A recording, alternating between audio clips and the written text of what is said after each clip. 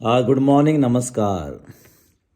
News या समाचार दो प्रकार के हो सकते हैं, गुड न्यूज़ और बैड न्यूज़।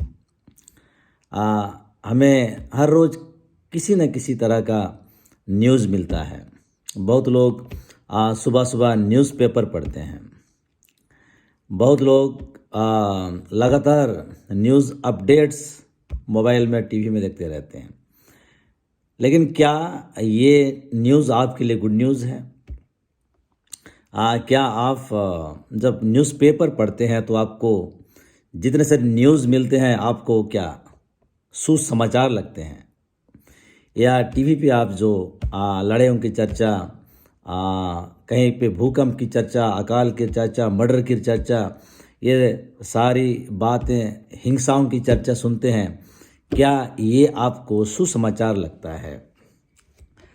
अगर हम किसी को सुसमाचार सुनाएं, गुड न्यूज़ सुनाएं तो कितनी अच्छी बात है।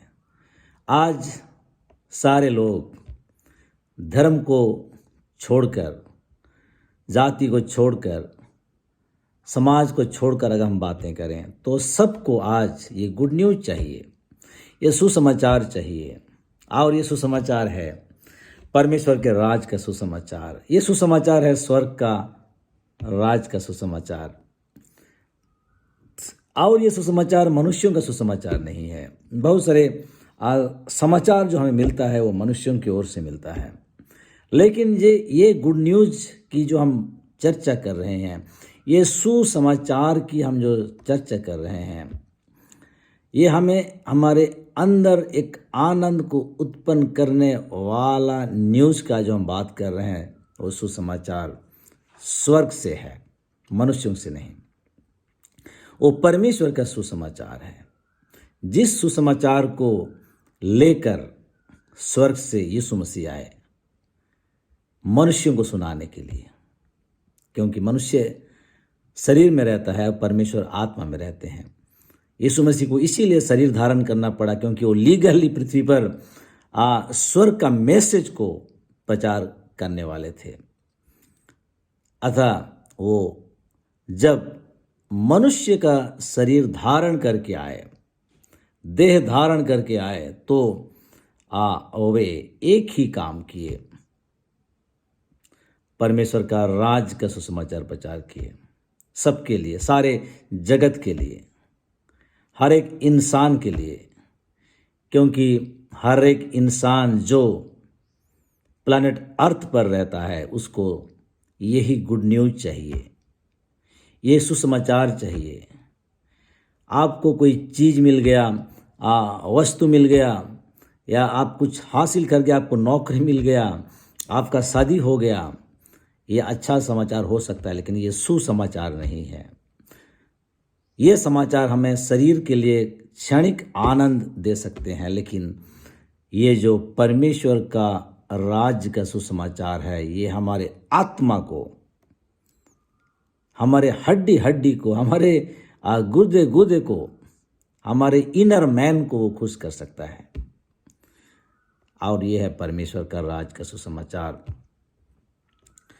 जो सुसमाचार को परमेश्वर ने आदि से, जगत के उत्पत्ति से तैयार कर रखा था। उस सुसमाचार मनुष्य से कैसे दूर हो गया? आदम को वही सुसमाचार दिया गया, परमेश्वर के राज का सुसमाचार। आदम ने पाप किया, खुद वॉलंटरली वो इस सुसमाचार को रिजेक्ट किया, और वो एक दूसरा राज्य में, दूसरा कंट्री में, दूसरा कंडीशंस के साथ, दूसरा कॉन्स्टिट्यूशन के साथ जिया, जो कि अंधकार का राज या शैतान का राज था, जहाँ पे ना स्वतंत्रता है, ना आप वहाँ सोच सकते हैं, ना आप कुछ काम कर सकते हैं। लेकिन परमेश्वर के राज का सुसमाचार आपको आज़ादी देता है, आपको स्वतंत्र देता है। आप काम कर सकते हैं, आप सोच कर सकते हैं। परमेश्वर का राज केवल बातों में नहीं है, सामर्थ में है। यीशु मसीह ने दो काम किए। इसको बहुत लोग कंफ्यूज होते हैं। यीशु मसीह का काम सुसमाचार नहीं है। यीशु मसीह का संदेश, उनका मैसेज, उनका वर्ड्स, ये सुसमाचार है। ये यीशु मसीह के वर्ड्स, उनके मुंह से कहे गए वचन, इसको हम सुसमाचार कहते हैं। लेकिन उनके द्वारा किए गए काम, हजारों, अनगिनत, लाखों काम यीशु मसीह ने किए सिर्फ 3.5 साल में।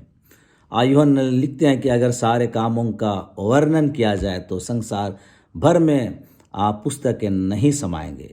इतने अगर उनके कामों का चर्चा किया जाए, उनको लिस्ट आउट किया जाए, तो काउंटलेस मिरेकल्स यीशु मसीह ने परफॉर्म किए, लेकिन उन्होंने एक ही सुसमाचार का प्रचार किया, and that is the gospel और good news of the kingdom of God और kingdom of heaven. And every human being on the planet of earth needs this everlasting, eternal gospel, good news. And that is the gospel of the kingdom of God or gospel of the kingdom of heaven. ये क्या है? संसार भर में जितने भी समस्याएं हैं, किसी भी तरह का समस्याएं, सारे समस्याओं का हल परमेश्वर का राज है। इंसानों का या जगत का एक ही आशा जो है, last hope of the Mankind, क्योंकि हमने बहुत सारे बातों पर आशा रखते हुए हम निराश हुए हैं। तो आखिरी आशा क्या है? आखिरी आशा है परमेश्वर का राज। बहुत सारे लोग भविष्यवाणी करते हैं कि दुनिया का अंत हो जाएगा। ऐसे भी क्रिश्चियन वर्ल्ड में भी लोग कह रहे हैं कि यीशु मसीह जल्दी आने वाले हैं। मैं नहीं समझता कि उनको ये टाइम कैसे पता है, और वो इसको भविष्यवाणी कर रहे हैं कि यीशु मसीह, बहुतों ने तो पिछले सालों में ये साल आएंगे, मतलब एक ईयर, एक डेट को भी लोगों ने प्रोफेसी किया कि ये तारीख में, ये साल में यीशु मसीह आने वाले हैं। मैं आश्चर्य होता हूँ कि उन्हें ये बात कैसे पता चलता है। यीशु मसीह ने कहा उस दिन के बारे में ना तो स्वर्गदूत जानते हैं, ना कि पुत्र जानता है, केवल पिता जानते हैं। अगर यीशु मसीह कहते हैं कि मैं भी नहीं जानता, स्वर्गदूत भी नहीं जानते, तो हम कैसे जानते? केवल पिता जानते हैं। पिता ने इस बात को रिजर्व करके रखा है अपने लिए। लेकिन हम ये जानते हैं, ये हम निश्चित हैं, क्योंकि यीशु मसीह ने कहा मत्ती 24:14 में, और राज्य का ये सुसमाचार सारे जगत में प्रचार किया जाएगा, और परमेश्वर के राज्य का सुसमाचार सारे जगत में प्रचार किया जाएगा, तब जाके अंत होगा। जगत मतलब ह्यूमन सिविलाइजेशन, ह्यूमन लिविंग। जगत मतलब world, music world, sports world, political world, agriculture world, सारे जगत में परमेश्वर का राज का सुसमाचार प्रचार किया जाएगा। अगर सारे जगत में अगर सुसमाचार, कौन सा सुसमाचार? परमेश्वर के राज का सुसमाचार। हर एक के लिए, हर एक प्राणी के लिए, हर एक मनुष्य के लिए सुसमाचार चाहिए। और सारे जगत में, जो जगत में हम रहते हैं, जो वर्ल्ड में हम रहते हैं, जो ह्यूमन सिस्टम में हम रहते हैं, सारे जगत में अगर राज का सुसमाचार प्रचार किया जाएगा, तो ये सुसमाचार जगत से लेकर पृथ्वी के आखिरी छोर तक पहुंचेगा। अगर हम हर एक वर्ल्ड को, music world, film world, sports world, politics world, education world, business world, सारे वर्ल्ड में अगर हम परमेश्वर के राज को हम प्रचार करेंगे, तब ये वर्ल्ड से लेकर दुनिया के आखिरी कोने छोर तक, जो यीशु मसीह ने कहा, दुनिया के आखिरी छोर तक तुम मेरे गवाह होंगे। एंड ये कैसे हो सकता है?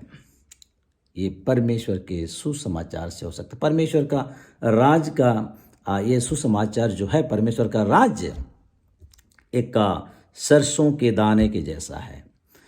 सरसों का दाना दानों में से सबसे छोटा होता है, लेकिन जब वो दाना अच्छी भूमि पर गिरता है तो वो बढ़कर साग पात से सबसे बड़ा होता है और आकाश के पक्षियाँ भी उस पर बसेरा लेते हैं। यह है परमेश्वर का राज। परमेश्वर का राज उस खमीर के समान है जो किसी स्त्री ने लेकर 3 पसेरे आटा में मिला दिया और होते होते सारा आटा खमीर बन गया। थोड़ा सा खमीर था, आटा में मिलाया गया और उसको गूंथते गूंथते पूरा आटा खमीर हो गया। थोड़ा सा परमेश्वर का राज का बीज अगर आप बोते हैं, यीशु मसीह ने बहुत ही सुंदर बातें कही। यीशु मसीह ने बीजों के बारे में बात किया, सीड। यीशु मसीह ने फील्ड के बारे में बातें की, ज़मीन, भूमि। यीशु मसीह ने फल के बारे में बात किया। यीशु मसीह ने कहा, तुमने मुझे नहीं चुना परंतु मैंने तुम्हें चुना है, आता कि तुम जाकर मेरे लिए फल लाओ और तुम्हारा फल बना रहे, तुम्हारा फल स्थिर रहे। यीशु मसीह ने सीड्स के बारे में बातें की है। यीशु मसीह ने फील्ड्स के बारे में बातें की है। यीशु मसीह ने फ्रूट्स के बारे में बातें की है और यीशु मसीह ने हार्वेस्ट, अमल, फसल को काटने के बारे में बात की है। और ये बातें क्यों हैं? परमेश्वर के राज में ये सारे शब्दों का क्या अहमियत है? यीशु मसीह ने लगभग बहुत सारे बातों को एग्रीकल्चर बेस्ड वर्ड्स में किए। यीशु मसीह ने कहा, जो कोई हल चलाकर पीछे देखता है वो परमेश्वर के राज के योग्य नहीं। मैं हल चलाता था, मैं जानता हूँ कि हल कैसे चलाया जाता है। 2 बैलों को हम जोड़ते हैं, जुए के द्वारा जोड़ते हैं और हम उन्हें आगे आगे लेते हैं। अगर हम पीछे देखें तो वो हल जो हम पकड़ते हैं वो टेढ़ा हो जाएगा और हम हल जोत नहीं पाएंगे।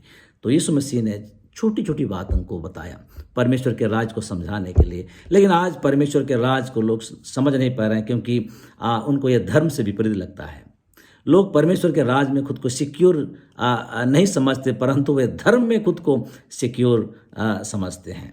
लेकिन ये उल्टा है, ये शैतान का धोखा है कि परमेश्वर का राज रियल किंगडम है, ये हमें जानना चाहिए। अंधकार का राज या शैतान का राज जो जगत में फैला हुआ है, जगत के हर एक सिस्टम को, मैं जो बोला था वर्ल्ड को जो शैतान ने कैप्चर कर लिया है, उसको तोड़ना है। और ये केवल परमेश्वर के राज्य में ये पॉसिबल है। परमेश्वर का राज रियल किंगडम है और शैतान का राज या अंधकार का राज एक नकली या काउंटरफिट किंगडम है। और परमेश्वर ने हमें इस नकली राज से लेकर असली राज में यीशु मसीह के तरफ प्रवेश कराया। क्या आप एक्साइटेड हैं परमेश्वर के राज के लिए? Stay tuned.